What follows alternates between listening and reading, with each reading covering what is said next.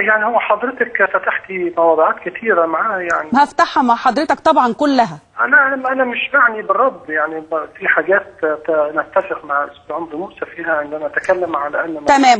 يبقى خلينا نرجع لحادث الكاتدرائية إذا حضرتك تفضل يا دكتور جمال. لا أنا خلاص أنا بكلم حضرتك دلوقتي في مقاله وأوافقه فيه وهقول فيما أخالفه فيه إذا كان الأمر يعني يتسع. اتفضل. أوافقه فيه أن يجب أن تكون مصلحة مصر هي الأعلى. مصالح الشخصية والمصالح الحزبية الضيقة اللي أضاعت مصر الفترة اللي فاتت كلها لمجرد أن تجرى انتخابات رئاسية مبكرة أو أن يحصل وضع العرب أمام الحصان في كل مطالب شرط للحوار والامتناع عن الحوار. هي كل ده كلام ما كانش فيه مصلحة مصر العليا. إنما خلينا نقول نحن متفقين عندما تولع مصلحة مصر العليا حتى فيما حدث في الكاتدرائية الآن يجب أن ينظر إلى مصر وأمن مصر.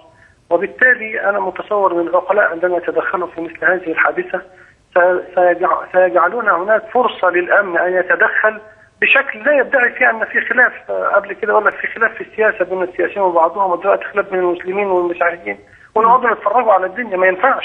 يجب أن يكون هناك إجراء قانوني وإجراء أمني فيما هو تم من اعتداءات. الذي اعتدى عليه أن يدفع ثمن هذا الاعتداء. الأمر الثاني فيما يخص الإسلام والشعارات الدينية، المادة اتعدلت، ما فيش شعارات دينية. يعني ليه بنتكلم على شعارات دي؟ احنا قلنا كل الشعارات التي تفرق بين المصريين على أساس الجنس والدين والانتماء أو اللغة بنص الدستور. فالمادة مش موجود فيها شعارات دينية، فأرجو أن يكون السؤال دائما على رأيك في الشعارات الدينية وبقاء الشعارات الدينية. ما ضاعتش. يعني مش هنلاقي شعار زي الإسلام هو الحل يا دكتور جمال؟ المادة اتعدلت. الإسلام هو الحل. شعارنا في وقت الضغط والقهر ووقت أن لم أحد يستطيع أن يرفع هذا الشعار رفعناه ودفعنا ثمنه، وخدنا 78 حكم محكمة بصحة هذا ودستورية هذا. بس مش في جلسة عامة هي الفيصل؟ من حق كل المصريين أن يتبنوا هذا الشعار.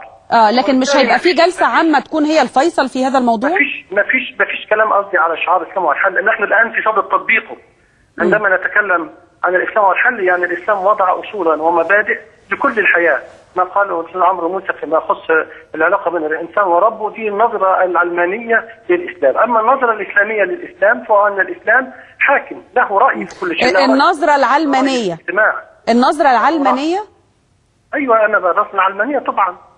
النظرة التي تفصل الإسلام عن الحياة السياسية والحياة الاجتماعية والحياة الثقافية والحياة البيئية والحياة الصحية. لا، الإسلام ما عندوش تفاصيل في القصة دي، إنما عنده مبادئ عامة فيها. مبادئ عامة يجب أن يتم احترامها. هذا هو الأصل في الأمر.